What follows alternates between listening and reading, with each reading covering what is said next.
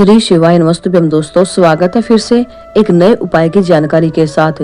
तो दोस्तों आज के इस वीडियो में मैं आपको बताऊंगी दो देवियों के बारे में। जी हाँ दोस्तों, दो देवियाँ, पहली है माँ दंतेश्वरी और दूसरी है माँ प्रतिंगिरा, जिनका बड़ा ही महत्व होता है। सबसे पहले हम जानते हैं दोस्तों इन दोनों माताओं के बारे में पूरी डिटेल से कि आखिर ये दोनों देवियाँ कौन थी। लेकिन उससे पहले प्लीज एक छोटा सा काम जरूर करना, जल्दी से मेरे चैनल शिव पार्वती को सब्सक्राइब कर लीजिए। तो चलिए दोस्तों जानते हैं इन दोनों देवियों के बारे में पूरी डिटेल से। सबसे पहले जानते हैं दोस्तों माँ दंतेश्वरी के बारे में। दोस्तों माँ दंतेश्वरी छत्तीसगढ़ की आराध्य यानी कुल देवी मानी जाती है। माँ दंतेश्वरी का प्रसिद्ध मंदिर दंतेवाड़ा जिला छत्तीसगढ़ में स्थित है। दंतेश्वरी माता को शक्ति का स्वरूप और भक्तों की मनोकामना पूर्ण करने वाली माता भी कहा जाता है। मान्यता है कि जब भगवान शिव माता सती के शरीर को लेकर जा रहे थे ना, तो उसी समय भगवान विष्णु ने सुदर्शन चक्र से माता सती के शरीर के सभी अंगों को काट दिया, जिससे माता सती के शरीर के सभी अंग दूर दूर जाकर गिरे। तो जहाँ जहाँ भी माता सती के शरीर के अंग जाकर गिरे वहाँ वहाँ शक्तिपीठ बन गए। कहा जाता है कि माता सती का दंत यानी दांत यहाँ गिरा था, इसीलिए उनका नाम दंतेश्वरी पड़ गया। अब जानते हैं दोस्तों माँ प्रतिंगिरा के बारे में। माँ प्रतिंगिरा को अत्यंत उग्र और शक्तिशाली देवी माना जाता है। उन्हें तंत्र मंत्र, काला जादू और नकारात्मक शक्तियों का नाश करने वाली माता कहा जाता है। जो भी सच्चे दिल से माँ प्रतिंगिरा को भजता है ना, उसका कल्याण कर देती है। लेकिन जो गलत कृत्य करता है, अन्याय करता है, उनका विनाश कर देती है। दोस्तों मान्यता है कि जब भगवान नरसिम्हा का क्रोध शांत नहीं हो रहा था ना, तो भगवान शिव ने सर्प पक्षी बनकर यानी अर्ध सिंह का रूप धारण कर लिया था और उस समय भगवान शिव के तेज से माँ प्रतिंगिरा प्रकट हुई और उन्होंने नरसिंह भगवान के उग्र रूप को शांत कर दिया था। इसीलिए माँ प्रतिंगिरा को क्रोध, भय और तांत्रिक बाधाओं को शांत करने वाली देवी माना जाता है। दोस्तों ये दोनों माताएं ऐसी हैं, अगर दुनिया का कोई भी व्यक्ति आप पर जादू कर दे या टोना कर दे या कोई तांत्रिक विद्या कर दे, ये दोनों देवी ऐसी मानी जाती है कि जो इस विद्या को पलट देती है। दोस्तों ये सभी बात देवी भागवत में लिखा है, चाहो तो आप भी पढ़ सकते हो। यहाँ तक कि काली पुराण में भी इसका वर्णन किया गया है। कहने का मतलब ये है दोस्तों, आप पर कैसा भी जादू टोना या तांत्रिक विद्या भी कर दी होगी ना, अगर शिवलिंग के सामने जो माता अशोक सुंदरी का स्थान होता है ना, वहाँ पर इन दोनों देवियों के नाम से अगर एक लोटा जल चढ़ा दिया जाए ना, तो किसी भी तंत्र विद्या हो वो पलट जाती है मात्र एक क्षण में। दोस्तों प्रतिंगिरा माता का वर्णन अथर्ववेद में भी किया गया है। कहा जाता है दोस्तों कि जब हम शिवलिंग के पास दक्षिण में खड़े होकर उत्तर की ओर मुख करके शिवलिंग के पास खड़े होते हैं ना, और एक लोटा जल लेकर शिवलिंग के ऊपर से अपना हाथ आगे करके माता अशोक सुंदरी पर जल चढ़ाते हैं ना, माँ प्रतिंगिरा का नाम लेकर, तो अगर आज के दिन भी किसी ने हम पर तंत्र विद्या कर दी होगी ना, तो मात्र इस उपाय के करने से वो 2 मिनट के अंदर कटके गिर जाती है, फिर उसका हम पर कोई भी असर नहीं होता।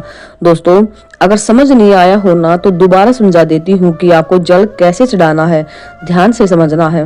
दोस्तों जैसे ये शिवलिंग है और शिवलिंग की जो ये जलाधारी है ना, जहाँ से जल बहकर जाता है नीचे की ओर, तो ये हमेशा उत्तर दिशा की ओर होती है।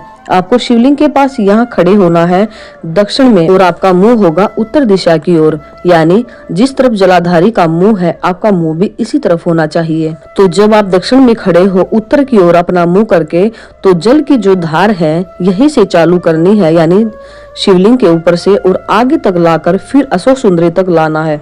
उसके बाद फिर जल की धार को अशोक सुंदरी से वापस लाते हुए शिवलिंग पर पानी की धार लगानी है। उसके बाद फिर से ऐसे ही अशोक सुंदरी तक पानी की धार लानी है। जब तक लोटा खाली नहीं हो लेता ना दोस्तों, तब तक आपको ऐसे ही जल चढ़ाना है दोनों देवियों का स्मरण करके। उसके बाद आप पर कैसी भी तंत्र विद्या, जादू टोना या फिर टोटका भी कर रखा होगा ना, वो मात्र 2 मिनट के अंदर ही खत्म हो जाएगा।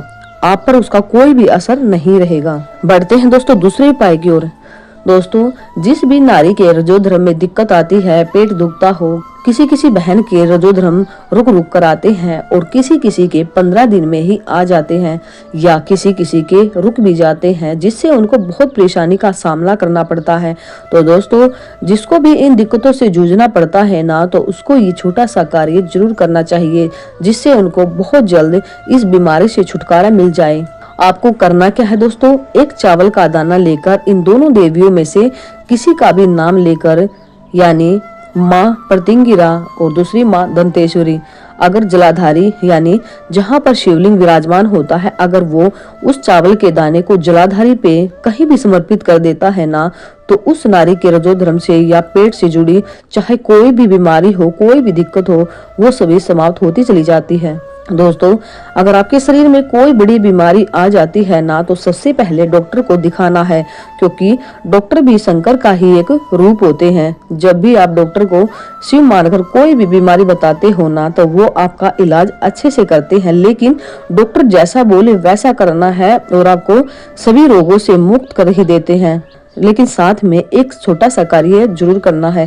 प्रत्येक दिन शिव जी पर 1 लोटा जल चढ़ाते रहो और उस चढ़े हुए जल का आचमन भी करते रहो, ताकि आपके शरीर में कोई बड़ी बीमारी प्रवेश ना कर सके।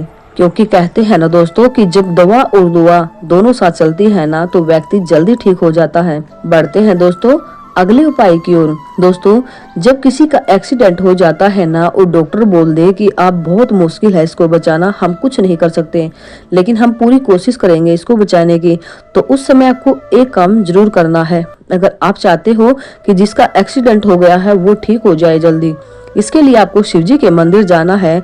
आपको अपने एक हाथ में लेना है पानी का लोटा और दूसरे हाथ में दूध लेना है। उसके बाद माँ दंतेश्वरी और माँ प्रतिंगिरा का नाम लेकर दूध और जल की धार एक साथ शिवलिंग पर चढ़ाना चालू कर दो, उसका नाम बोलकर, और बाबा से कहो कि इसको जल्दी ठीक कर देना। मेरे भोलेनाथ, डॉक्टर मना कर रहा है कि अब ये ठीक नहीं हो सकता, लेकिन बाबा अगर तू कृपा करेगा ना, तो वो जल्दी ही ठीक होकर अपने घर आ जाएगा और बाबा उसको जल्दी ही रिकवर कर देंगे। दोस्तों, शिव महापुराण में एक बहुत ही अच्छी बात कही गई है कि जब हम 1 लोटा जल शिवजी पर समर्पित करते हैं ना, तो वो लोटा खाली हो जाता है, लेकिन असल में वो पानी का पात्र खाली नहीं होता, क्योंकि उस पात्र में भगवान शिव की आज्ञा से जब लोटे को हम अपने घर लाते हैं ना, तो उसमें माता लक्ष्मी हमारे घर में हमेशा के लिए विराजमान हो जाती है। तो दोस्तों, ये थी माँ दंतेश्वरी या प्रतिंगिरा माता के नाम से उपाय। आई होप आप सभी को वीडियो पसंद जरूर आई होगी, तो प्लीज चैनल को सब्सक्राइब जरूर करना, वीडियो को लाइक, कमेंट और शेयर भी करना, और हाँ दोस्तों, घंटी का बटन भी जरूर दबा देना, ताकि आने वाले सभी उपायों के बारे में आप जल्द ही जान सको। ओके दोस्तों, मिलते हैं नेक्स्ट वीडियो के साथ। तब तक के लिए हर हर महादेव, श्री शिवाय नमस्तुभ्यम। जय मां दंतेश्वरी, जय मां प्रतिंगिरा।